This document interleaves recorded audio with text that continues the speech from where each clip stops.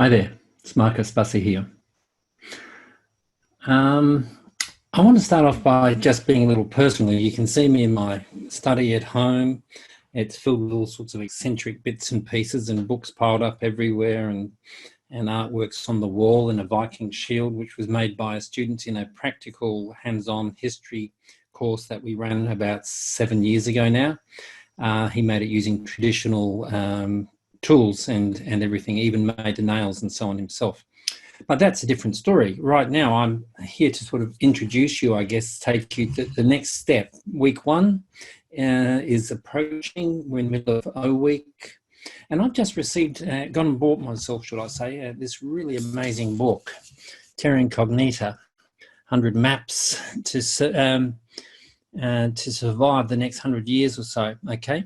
And, you know, I'm going to refer to it in a moment in the little PowerPoint I'm going to share, but it's one of those things that, for me, I want to impress on you that everything that you experience and are exposed to through the media, through our technologies, through our engagements with the natural world outside, and so on, everything has a world history context.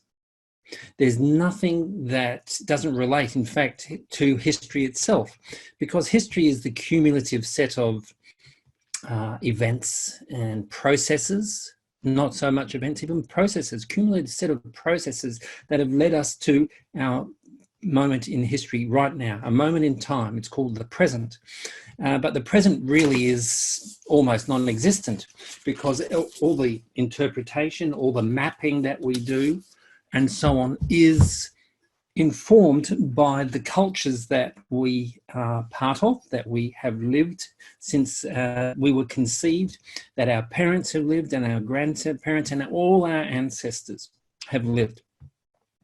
And our ancestors are not simply hominids either. They, you know, before them there were little marsupials and so on, but there was, and not just marsupials, mammals and so on, that there's so much to explore in this world, and our lens tends to be so narrow. This course is an invitation to you to open up to much greater possibilities for reading and understanding the world that we inhabit.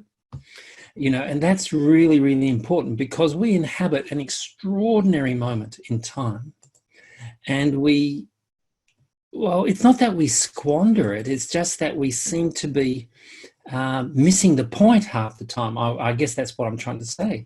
And I'm now looking for something. Okay, so let's just jump to this. I want to jump to something that I really enjoy playing around with. And actually, I need to close it and open it again so I can do that. You'll find with me that my approach is rather eccentric or personal. You know, I'm much more interested in the conversation than in doing these sort of major full-blown lectures and so on. Though, of course, I will have to engage in some of that. But, you know, the whole of our learning world, and as a result of COVID initially, but also just under the pressures that are placed upon all higher educational institutions, you know, we are at a moment in time when the learning world itself, the way we do education, higher education, but also secondary and primary, is under a lot of pressure. A lot of expectations, a lot of rules are being placed upon the world of educators, but also the world of students. And so we are evolving into a new space. And part of that evolution involves the use of technologies. Some of you will be very, very comfortable with technology. Others will be less comfortable. But my goal is to try and, I guess, reduce your discomfort and make it more playful, because there's nothing scary about technology other than the fact that really it could be the end of us.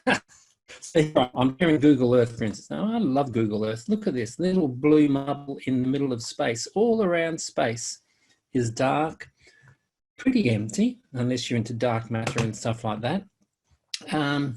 But for me, playing with Google Earth is one thing that you can do to understand how, as a global citizen, which is, that's what our course is all about, right? Global citizenship, and how world history informs our awareness or consciousness of global citizenship. A technology like Google Earth really helps bring that home. Maps are very important. They're important to me. That book of 100 maps, is just the most recent book in a series of books that I've bought over many years now, to do with map making.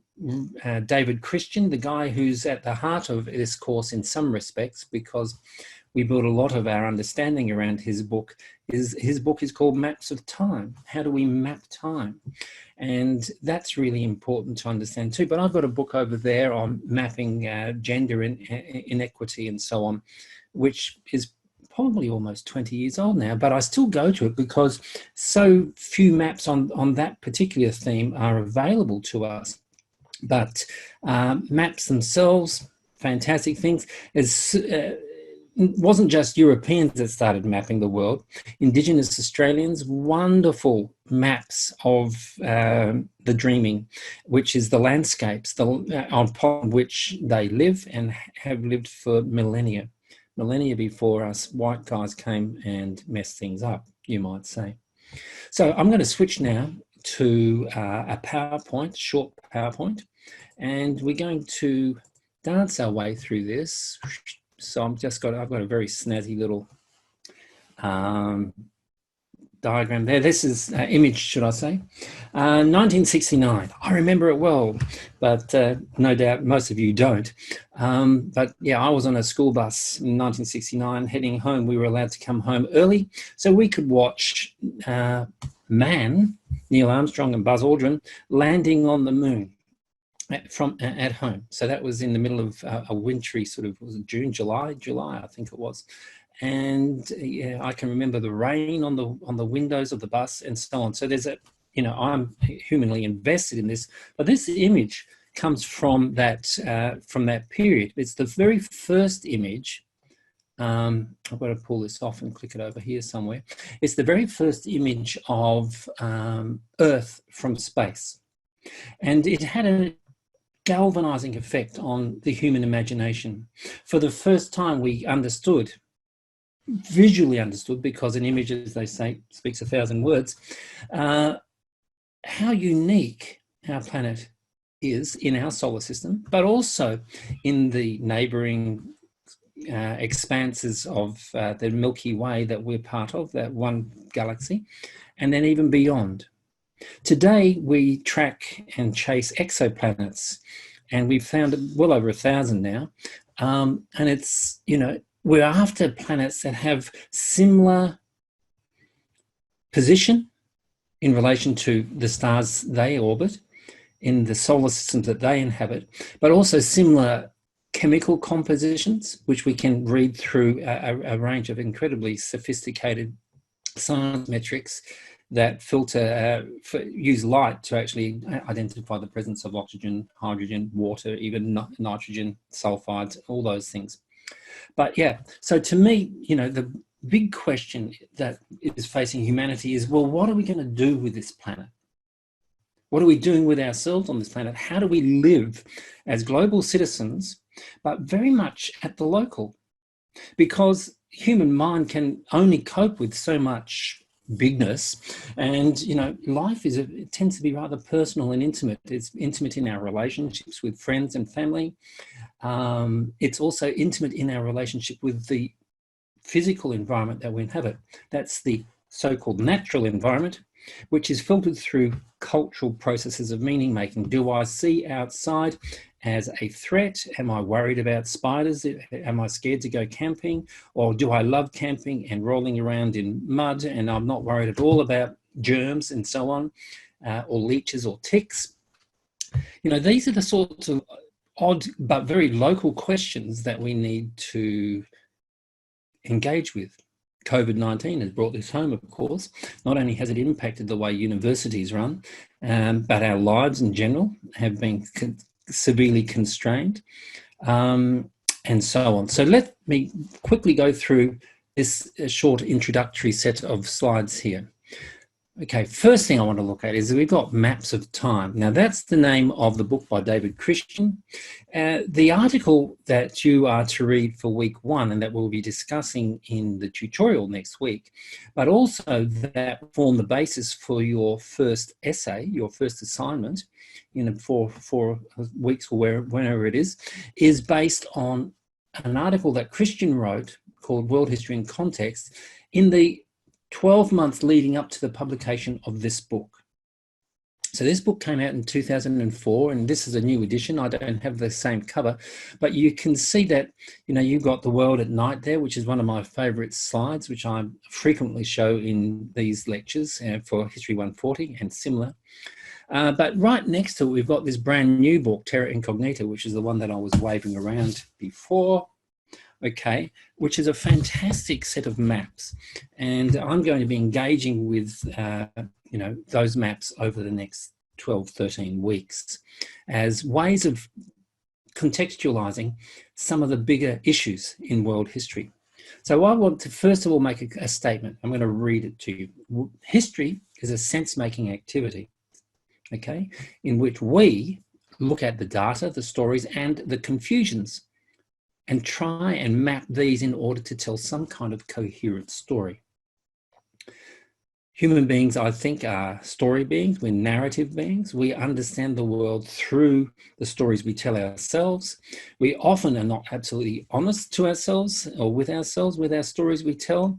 If you've been expelled from a school or lost your job, or, you know, you had a relationship breakdown, the narratives that we tell about those things, I'm sure, are at least interesting. And you have to ask yourself, well, how truthful are they? And I'm going on my own personal experience here, having experienced all those things at different times. So this story is always about us. It's always personal. You know, wherever we sit in history, we're on, you know, in the 21st century, the year 2021. I'm looking there, it's 2:12 in the afternoon on Tuesday, the 20th of July. Here I am in my room, surrounded by clutter from my multiple pasts and other people's pasts as well, of course, because they intersect. And there's a story that goes with everything around me here. I'm sure it's the same for you wherever you are. Those stories are the micro elements that fit into broader historical sweeps. Okay, the question then is, but who is this us that we're speaking about? And what kind of identity do we wish to affirm? Okay, or disown? I'm not that kind of, I'm not a racist. And John Howard's not a racist. He said so himself, I'm not a racist. But, you know, through the telling and mapping of the world around us. And of course, the way we do our history is integral to that. That's why there's so much contestation, so much argy-bargy around what kind of history do we teach our children? Okay, what kind of history do we tell ourselves as a nation of good, patriotic Australians, and so on? All right, so I'm going to keep moving because I don't want to go into this too deeply right now. The future, the mapping of the future. Okay, so here we have the World Economic Forum. Now, this is a live link. Okay, so if I clicked on that, you would see 5. Oops, it's coming alive. Look at that! Wasn't that clever? Oh, that's right. I embedded this. I'm getting savvy with my technology. I forgot because I'm too busy telling a story. Have a look at this.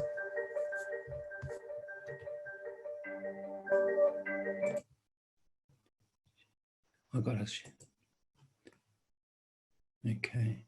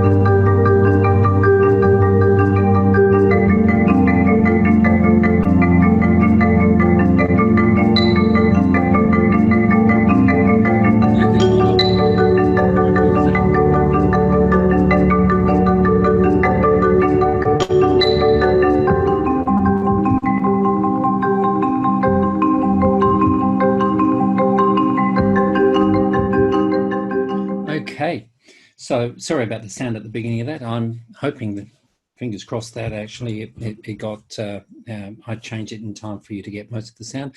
Not that, of course, you would listen to the text. But so we've got 5 megatrends mapped there, for instance. Now, that's really interesting to me. 5 megatrends that are shaping definitely the next decades. Right out, I would say, out to at least a century. I must confess that as a historian, most of my work has actually been on futures thinking and futures practices. In other words, extrapolating from the past, from traditions, cultures, and civilizational processes in order to make sense of the future and to tell stories that are both useful but also hopeful, because I think hopelessness is one of the most toxic of emotions that we can have. I think we need to affirm human agency, but we're going to keep on moving. So each one of those mega trends has a history, a very clear history that we in this course are going to map. So we're going to map it against, of course, our COVID situation. Now, this is also a live little image here. So you can, when I put up the PowerPoint later on today, you can open up, you can click on it, and it will take you there.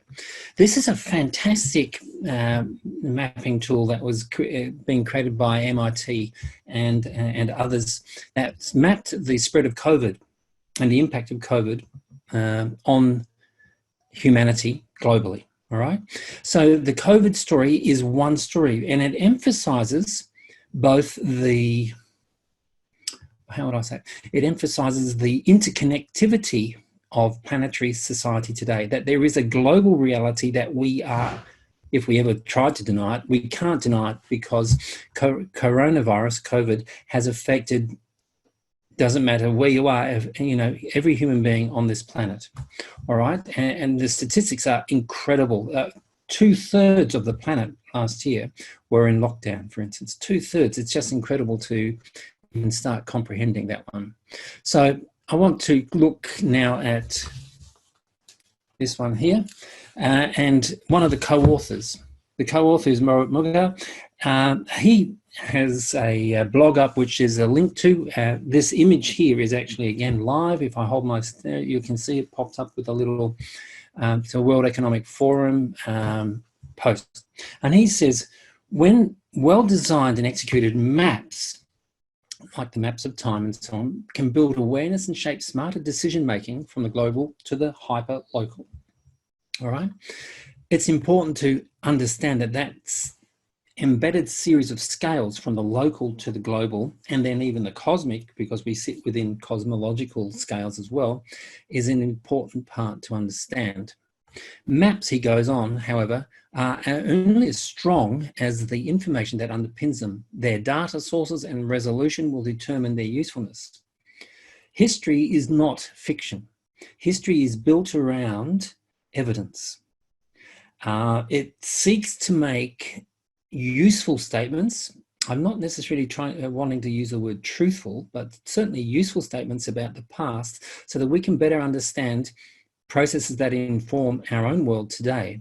Perhaps there are causal links, but also perhaps there are, inverted commas, so-called lessons to be learned. We can see what happened to other civilizations. We know what's happened to them when they reached certain limits, okay, certain points where they overstretch their energy resources, for instance, and so on. So some of that's going to play out, but the data is really important. We can't make up stories about humanity in the past, either the distant or the very recent past, without having a very good set of data to draw on, but also very good argumentative sort of rules, concepts that shape the world, our ability to read the world historically. And that's really important. So scholastic or academic rigor is really important here. So let's jump to the next one. So here we have the map okay? Human history is understood in global terms on an epic scale. That's what we're on about in this course. We start with the Big Bang, and very quickly we end up here in the present. Here is a fantastic image of cosmic evolution. The origin of the Milky Way occurred about 11.5 billion years ago.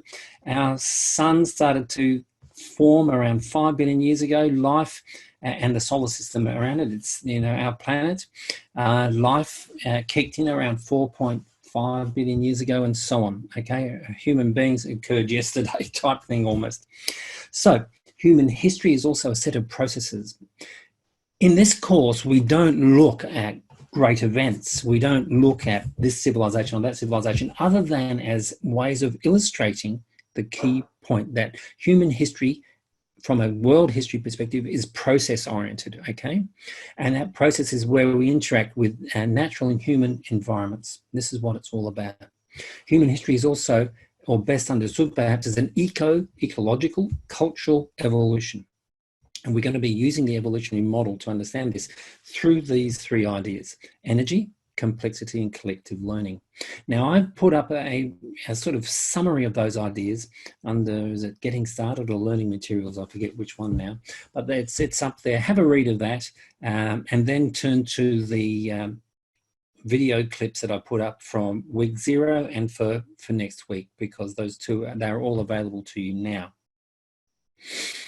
Okay, so I want to remind you about things. This is the present, timing right now, okay?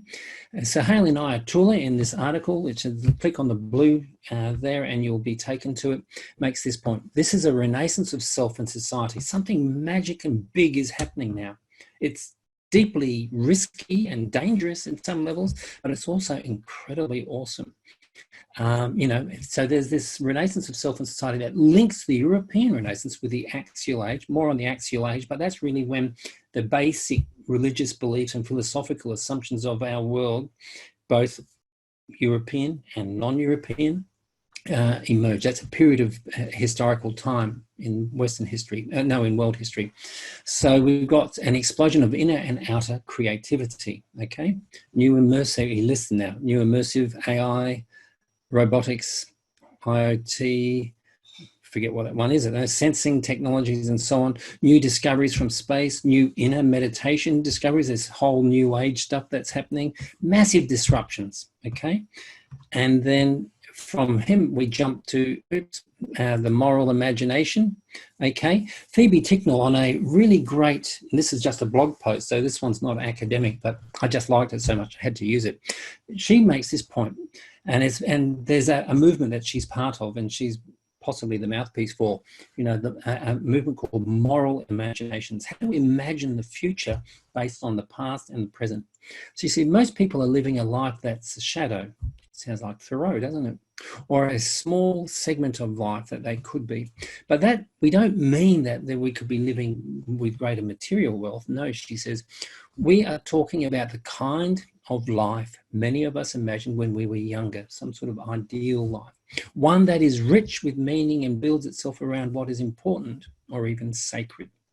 And there's a whole movement, sacred earth movement around now, which is really interesting. If we have seen or been living through the great flattening, okay, then what we need to live now is a new story, which she and her colleagues are calling a great unflattening. I'll let you go and read that article because I think it's a really important one, and it's very accessible. It's not written in academic terms at all, really. So to me, that's really important because our imaginations are historical. So in this context of this course, thinking about global history and global citizenship and how do we belong as global citizens, how do we function locally, globally, this is the kind of stuff that we need to be engaging with as much as all the readings that inform the course. And finally, pulled from the introduction or prologue to this book, there's this great point here. The COVID-19 pandemic reveals the systemic risks that accompany accelerated connectivity. People have been saying for years, a calamity or a pandemic is coming, okay? It is a reminder, this particular virus is a reminder of how our fates are inextricably bound together, and that cooperation, while not inevitable, is essential. This single, states and trying to sort of manage their own stuff, we need a broader global approach. These guys argue, and I would agree with him as a global historian, a world historian, so then they list denialism and inaction on the many known existential threats, such as pandemic, climate change, weapons of mass destruction, are not just dangerous, they say, that it's downright criminal. So action is emerging. One of the great megatrends listed in the in that little clip I showed you, the fourth one was, third one, sorry, was citizen action. Okay, everything from Black Lives Matters through Greta Thunberg's stuff on, climate change. We've had nature first, which was the fifth one there. We're seeing a whole bunch of stuff. And of course, we're seeing a resurgence. The fourth megatrend was renewables, right? So in sort of conclusion for this little section, I want to make these following points. So as global citizens, members of a global planetary culture, we need new histories. What we've had so far is traditional history that gives us a story that we already know. White colonization, the story of battles, good and evil, Hitler and the Nazis versus the good guys, and so on. We've had all that stuff. And out of that, we've also fed a good dose of what I would call exemplary history, which gives us glorious examples of, Martin Luther King, Nelson Mandela, Boudica, she's a Celtic queen who gave the Romans a hiding, for instance, wherever we want to go. Great personalities that represent something that we value, some kind of moral, ethical virtue, okay? And also the sinister side, the Hitler side, the Stalin side, okay, of what we already know. But what we're looking for is this next point. World history, global history, big history is about the critical look, the critical historical. Now, critical doesn't mean I'm criticizing, blah, blah, blah. No, critical means to unpack the stories and say who benefits from this story. In what way are certain global elites feeding us certain kinds of stories? And in what way are we as global planetary citizens seeking out and perhaps embracing or even promoting alternative stories? Stories that give power back, you might say, to the people. But it's not just to the people, it's to the more than human world. We want to give power back to nature itself. You may be unaware, but legislature is turning that way. It's really interesting to see in New Zealand, the New Zealand government gave human rights within the courts of law to its rivers. In India, the river Ganges has been given the legal status as a human rights within law. In Bolivia, we have the same happening where the earth itself, the Bolivian government legislated that the earth itself has rights. Okay, so this kind of stuff is changing, and we need to find new histories, ask new questions, okay? Look for, and of course that will reveal new data, new ways of mapping the world. So this course is looking at what, our emergent global consciousness is asking of our understanding as what does it mean to be human, okay? And how therefore do we do our history, all right? So that's it from me right now. I hope that's stimulated your thinking, and I will come back quite soon with a lecture that outlines sort of the more structural stuff around the course. Take care, have a great day or a great week, and I'll look forward to seeing a bunch of you, or myself, Gil Douglas and Caitlin Noakes. We will all be with you next week, one way or another. Bye.